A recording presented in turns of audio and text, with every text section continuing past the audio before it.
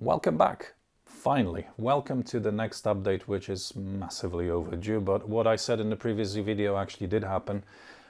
The season started, we started riding, there was not too much time for building, so we focused on that.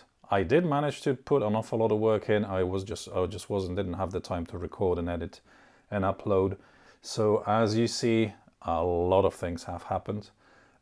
It is starting to look like a bike now, and there is very few things actually left from fabrication wise to actually complete.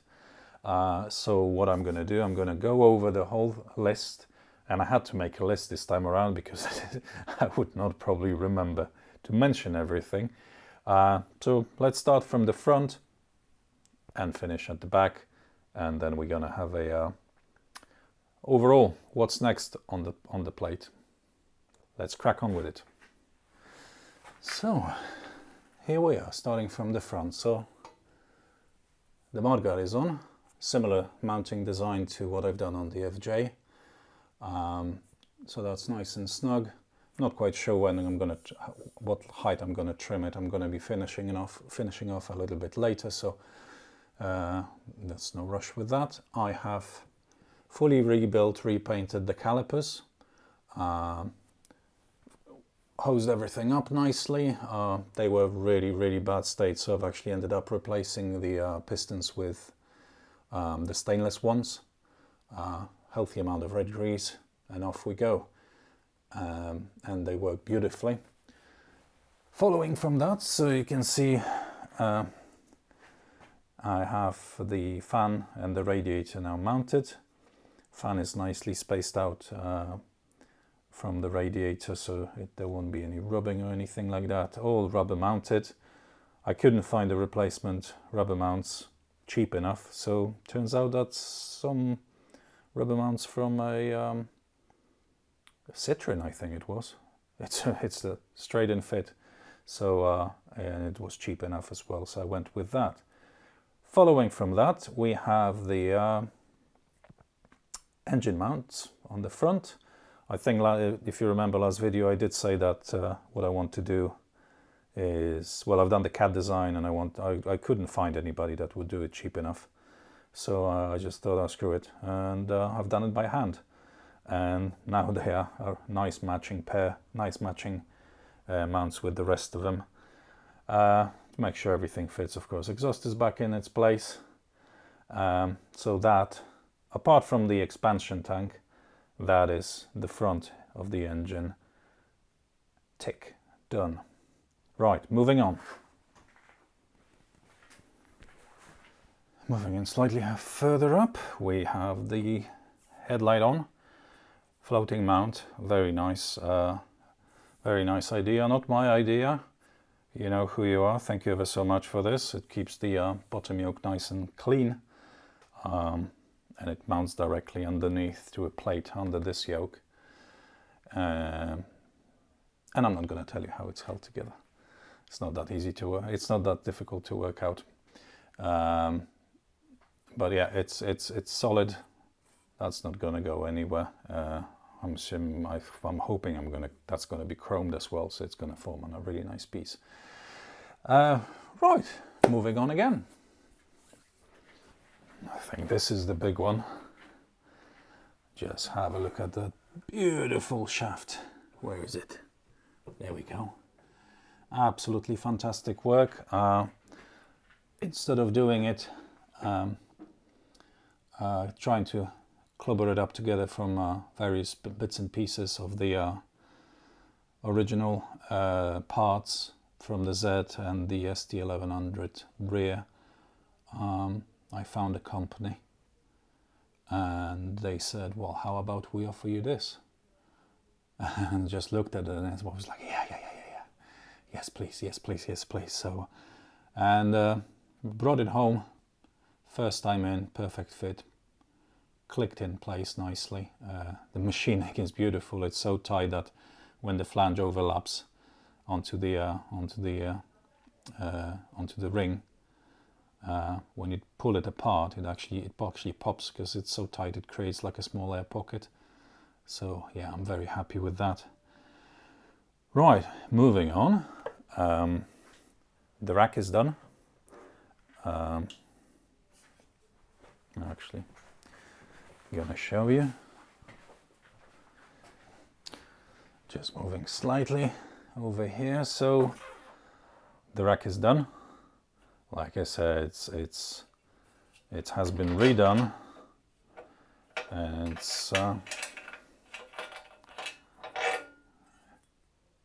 it's not going anywhere. That's solid. So I've just tigged it in across the bars. One side open, the other side screws in, and as you've just seen, you can always rotate it out if you want to take the seat out. And it's going to be nice and stable. Well, I think since I've mentioned the seat, the next thing, of course, is the seat and what's underneath the seat. So let's have a look at that. So I did mention the compartment, because the electric box is a little bit too small. So what I've done, I've mounted the coils here. So this is blanked off from the bottom, so they are sitting comfortably on a plate. I can of course take everything off. So by nature all of the coils will be grounded directly to the frame. All the coil cables, HT leads, are going to be coming out from here, going underneath the... are they going to be going? No, they're not going to be going underneath the airbox. There will be just 3 each side from the in between the frame, and they will just trace underneath the tank onto the spark plugs, and the wiring is going to go down. And there is already a cable done with inside the box that's going to be providing the power and the signal to these. And before you say anything, no, I'm not going to be getting shocks of that, because the seat's going to be covered from underneath as well, so there's not going to be, I hope I hope there's not going to be anything dangerous with that. Right, since we're on the topic of the electrics, we can have a quick look at the electric box.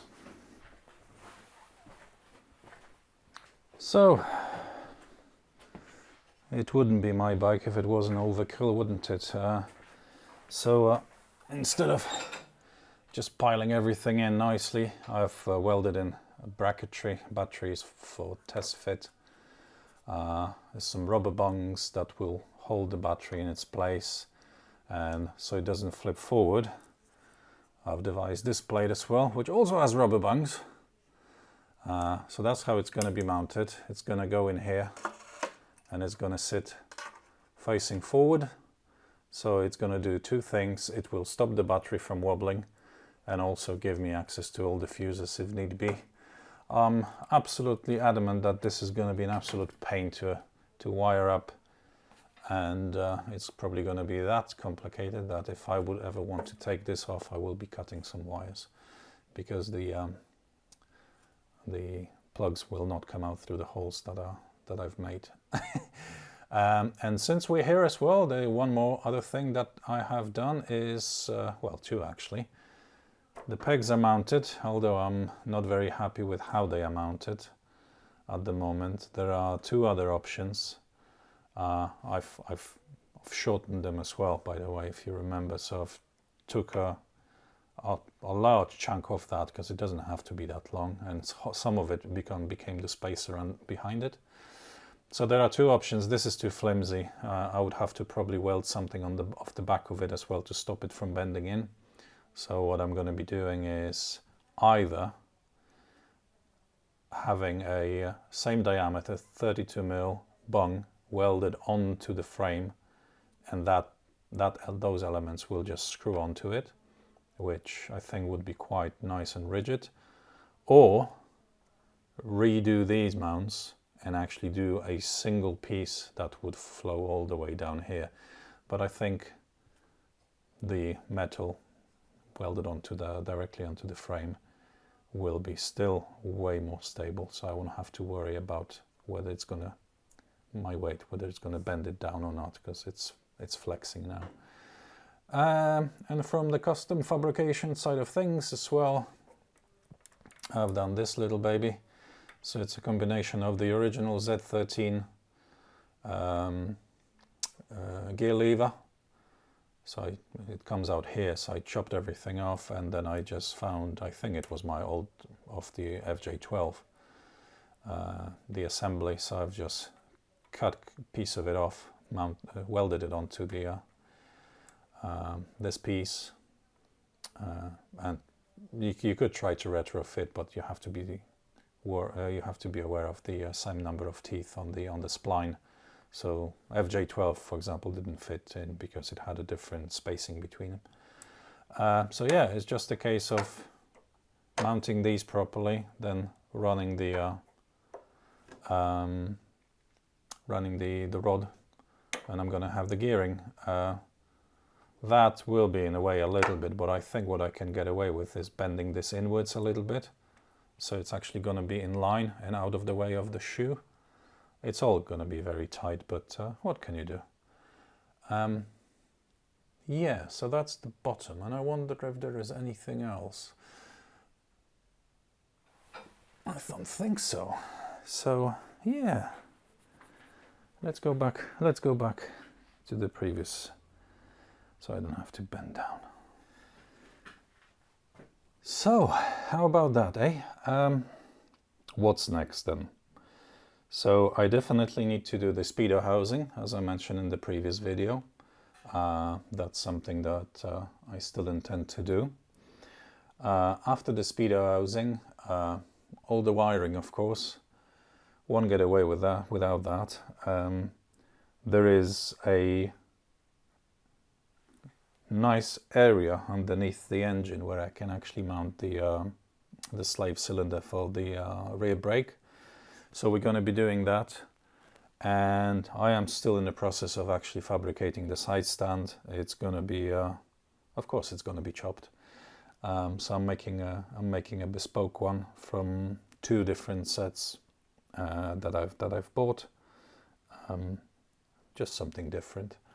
I do have the gear linkage to finish off as well.